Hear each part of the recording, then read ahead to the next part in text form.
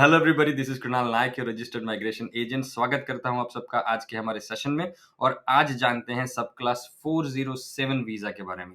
कभी काफी लोग चिंतित हैं और सभी बातें कर रहे हैं कि 407 कैसे करना है, बिकॉज जो लोग ऑस्ट्रेलिया में कोविड वीजा पे थे या फिर 485 वीजा पे थे और जिनका वीजा खत्म होने को आया है, तो वो जो 186 या 482 ये दोनों वीजा के लिए एलिजिबल नहीं है, उनके लिए 407 एक अच्छा एवेन्यू साबित हो सकता है और अच्छा आपको आउटकम दे सकता है। तो चलिए उसके बारे में जानते हैं कि व्हाट इज 407 वीजा, ये वीजा क्या है, उसके लिए क्या क्या रिक्वायरमेंट्स चाहिए, और अगर आपको वो वीजा लेना है तो आप ऑन शोर ऑफ शोर कहाँ से ले सकते हो। Let's get in dive into it. So मैं आपसे अपना स्क्रीन शेयर करता हूँ and I will show. Alright, so 407 training visa, basically ये ट्रेनिंग वीजा है। तो अगर आप ऑस्ट्रेलिया में कोई ऑर्गेनाइजेशन है, कोई एम्प्लॉयर है जो किसी को ट्रेनिंग लेने के लिए, देने के लिए नहीं, लेने के लिए अगर यहाँ पे बुलाना चाहता है तो वो ये वीजा कर सकते हैं।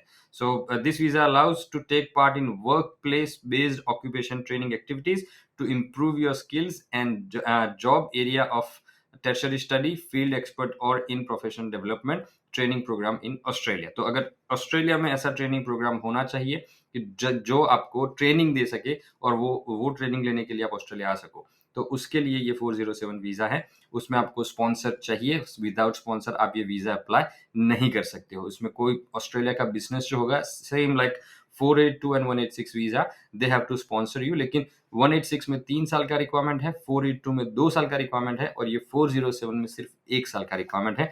बाकी सारे भी रिक्वायरमेंट्स देखते हैं। Let's get started. Okay, now ये वीजा अगर देखिए यहाँ पे, अगर आप वेबसाइट पे जाते हो इमिग्रेशन के, तो यहाँ पे एक बटन होता है कि जो आपको बताता है कि ये एप्लीकेंट के लिए भी रिक्वायरमेंट आपको बताएंगे, और स्विच कर देते हो तो स्पॉन्सर के रिक्वायरमेंट्स भी आ जाएंगे, right. So now today we are just talking about applicants requirement and क्या क्या चाहिए। ओके, सो ये टेम्पररी वीजा है, अप टू 2 ईयर्स तक का, आपको 2 साल तक का वीजा मिल सकता है।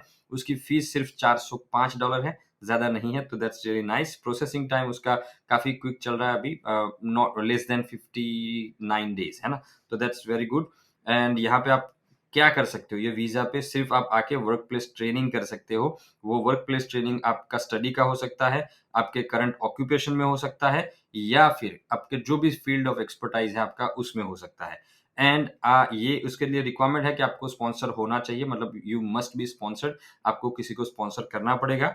Then be nominated unless your sponsor is Commonwealth agency. आपको नॉमिनेशन, आपका एम्प्लॉयर जो होगा वो आपको नॉमिनेशन देगा, so you must be nominated and must be invited by the sponsor is if your sponsor is a Commonwealth agency. अगर Commonwealth agency से अगर आपको मिलता है इनविटेशन, तब भी जाके भी आप ये वीजा अप्लाई कर सकते हो। So help with your visa, अगर आपको हेल्प चाहिए तो आप किसी के माइग्रेशन एजेंट या लॉयर का कांटेक्ट करके आप वो प्रोसेस कर सकते हो। प्रोसेस बेसिकली यहाँ पे छोटा सा एक डायग्राम के अंदर उन्होंने प्रोसेस एक्सप्लेन कर दिया है। तो पहले कोई ऑर्गेनाइजेशन होगा ऑस्ट्रेलिया का, applies to be a temporary activity sponsor. So किसी ऑर्गेनाइजेशन को टेम्पररी एक्टिविटी स्पॉन्सर बनना पड़ेगा, and then nominate a person to undertake a training, और वो स्पॉन्सर करेगा, नॉमिनेट करेगा किसी को। तो actually this is nomination step, and then जो नॉमिनी होगा वो एप्लीकेशन करेगा, एप्लीकेंट और nominee, and applies for the visa, and the visa when the visa is granted then you can travel. अब उसके बेसिक रिक्वायरमेंट्स देख लेते हैं कि अबाउट दिस वीजा बहुत सारी डिटेल्स हैं, तो I will just go quickly. तो with this visa you can, आप ऑस्ट्रेलिया में पूरा ट्रेनिंग वगैरह कर सकते हो। नॉमिनेशन टाइप, 3 टाइप के नॉमिनेशन होते हैं। Occupation training required for registration, other training to improve the skills and eligible occupation, and तीसरा होता है occupation training for capacity building overseas, right. तो मान लीजिए कि ये मैं आपको समझा देता हूँ शॉर्ट में कि रजिस्ट्रेशन, अगर आप एक फार्मासिस्ट हो, आपने KAPS का एग्जाम ओवरसीज पास कर दिया, अब आपको ऑस्ट्रेलिया में आना है अपना वर्क प्लेस ट्रेनिंग करने के लिए, कि 1 साल का ऑस्ट्रेलियन एक्सपीरियंस चाहिए। तो उसके लिए आप ये ट्रेनिंग रिक्वायर्ड फॉर रजिस्ट्रेशन, तो ये उसके लिए आप ये वीजा यूज कर सकते हो। दूसरा है occupation training to improve skills and eligible occupation. तो ये मतलब आपका स्किल इंप्रूव करना है, आपको अच्छे से वो करना है, एंड मतलब आगे जाके 482 और 186 करना हो तो इस स्ट्रीम में जाना पड़ेगा। तीसरा है occupational training for capacity, occupational training for capacity building overseas. अब जैसे कोई ऐसा ऑपरेशन है, मान लो कि TCS सबसे बड़ा ऑर्गेनाइजेशन है, तो TCS वैसे इंडिया का ऑर्गेनाइजेशन है, लेकिन अगर ऑस्ट्रेलिया में ऐसा कोई ऑर्गेनाइजेशन होता है और उनको ट्रेनिंग लेने के लिए बंदे ऑस्ट्रेलिया भेजने पड़ते हैं इन दैट केस अब टीसीएस का भी ऐसा होता है because TCS is a huge organisation और ऑस्ट्रेलिया के बहुत सारे कॉन्ट्रैक्ट्स उनके पास हैं। तो अब उनको क्या होता है कि जो बंदे वहाँ पे टीसीएस हायर करता है इंडिया में, तो अब उनको तो ट्रेनिंग देनी पड़ेगी ना कि उनको कैसे पता चलेगा कि ऑस्ट्रेलिया में कैसा काम चल रहा है। तो उनको ऑस्ट्रेलिया बुलाया जाता है, उनको ट्रेनिंग दी जाती है और फिर वापस उनको भेज दिया जाता है और बोलते हैं कि भई आप वहाँ पे अभी सारा ऑपरेशन सँभालो। So now this is that's why it's called 407 capacity building visa. तो कैपेसिटी बिल्डिंग करनी है तो ये तीसरा कैटेगरी यूज़ करना पड़ेगा। इससे ये सारे कैटेगरी में 2 साल तक का वीज़ा होगा और फैमिली इंक्लूड कर सकते हैं। Yes you can include the family members who for visa also must meet health and character requirements. आपको मेडिकल और पुलिस क्लियरेंस आपके फैमिली के भी करवाने पड़ेंगे। सब्सिक्वेंट एंट्रेंस कॉस्ट वगैरह तो चलो I am not going into that. Visa level, financial support okay ये इंपॉर्टेंट है। You will be need to be financially support yourself in Australia. आपको खुद को सपोर्ट करना है। आप ट्रेनिंग लेने आ रहे हो, ट्रेनिंग में इतना ज़्यादा आपको इनकम नहीं मिलेगा। तो अगर इनकम नहीं मिलता है तो you have to be really like on that page. आपको उस पेज पे रहना पड़ेगा। So you need to be careful है ना कि आप पैसे वगैरह आपके पास इनफ हो। Now have an approved sponsor. Eligibility requirement हम अभी देख रहे हैं इन डेप्थ। तो अप्रूव स्पॉन्सर आपका होना चाहिए। अप्रूव स्पॉन्सर मतलब एसबीएस उनका अप्रूव होना चाहिए आपके एम्प्लॉयर का।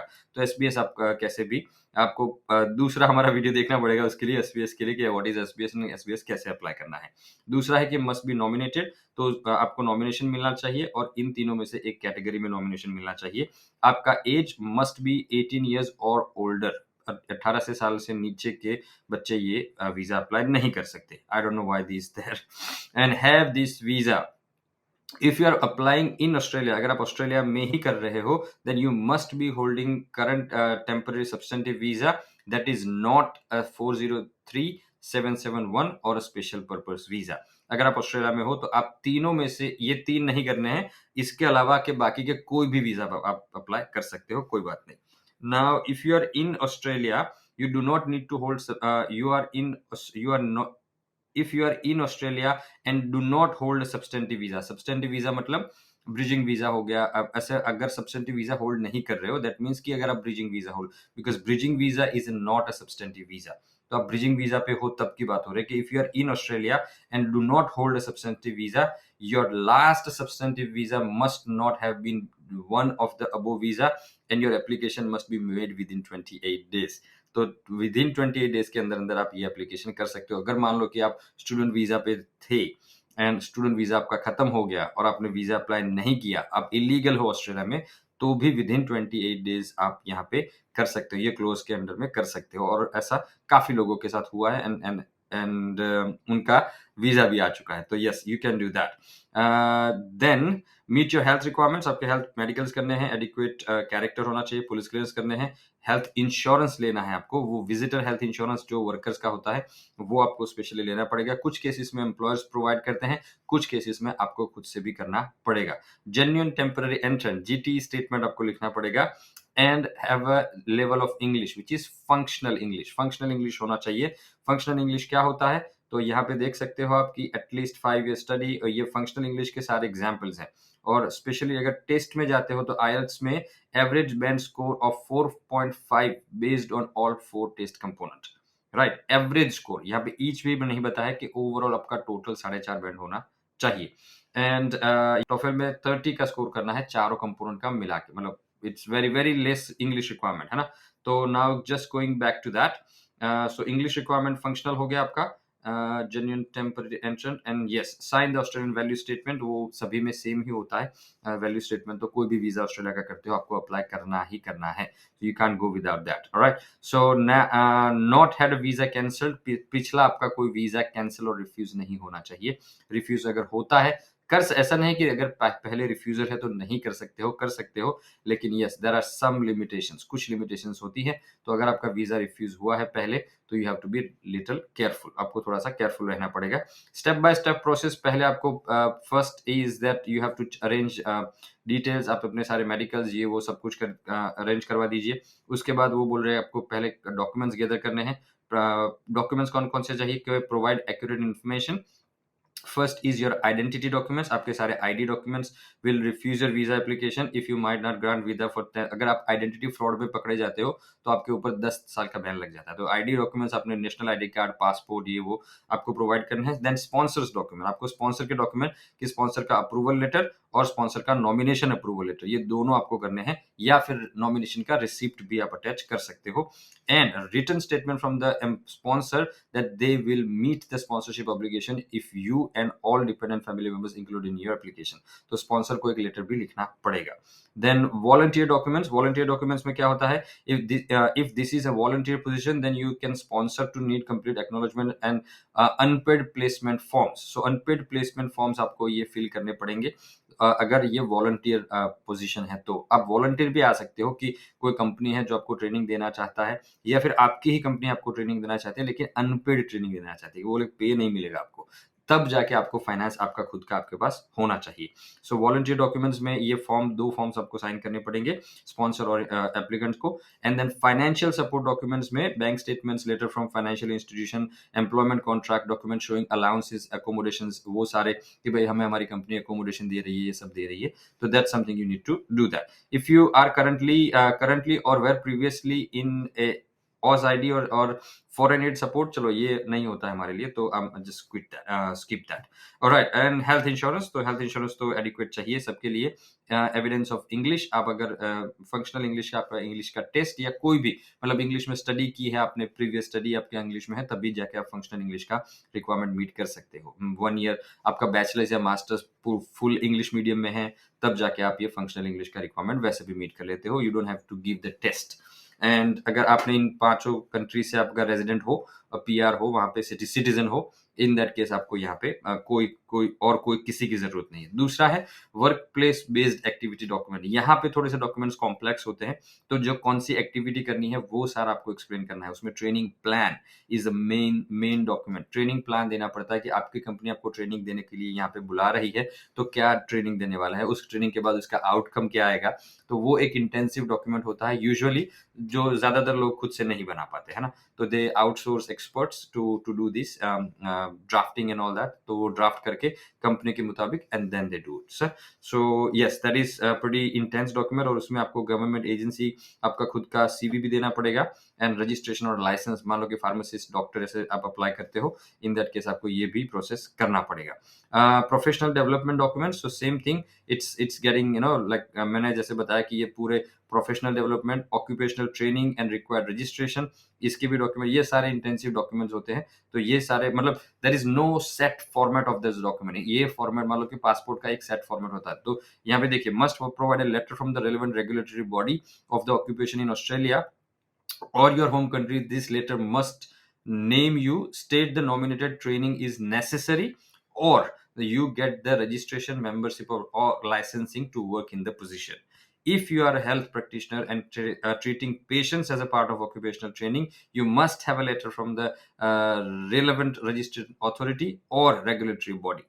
तो ये थोड़े से स्ट्रिक्ट रिक्वायरमेंट इसको बोल सकते हैं। ये जो तीनों रिक्वायरमेंट हमने देखे, work place based activity document, दूसरा है प्रोफेशनल डेवलपमेंट डॉक्यूमेंट, और तीसरा है आपका occupational training and required registration document. So these are the key documents, ये डॉक्यूमेंट्स। लेकिन आई वुड नॉट रेकमेंड कि आप खुद से प्रिपेयर कीजिएगा, बिकॉज ये थोड़े से वो टाइप के डॉक्यूमेंट्स होते हैं कि जिनके बेसिस पे ही आपका असेसमेंट होता है और अप्रूवल। आपने एप्लीकेंट के डिटेल्स देखे, वैसे कुछ नहीं चाहिए, मतलब इतना ज्यादा कोई रिक्वायरमेंट नहीं है। तो या कैरेक्टर डॉक्यूमेंट्स आपको चाहिए कि आपका कैरेक्टर्स, पुलिस क्लियरेंस, आप जितने भी कंट्री में रहे हो उन सारे कंट्री से। अगर आप हेल्प ले रहे हो माइग्रेशन एजेंट्स की और लॉयर्स की, तो आपको ये फॉर्म फिलअप करने हैं।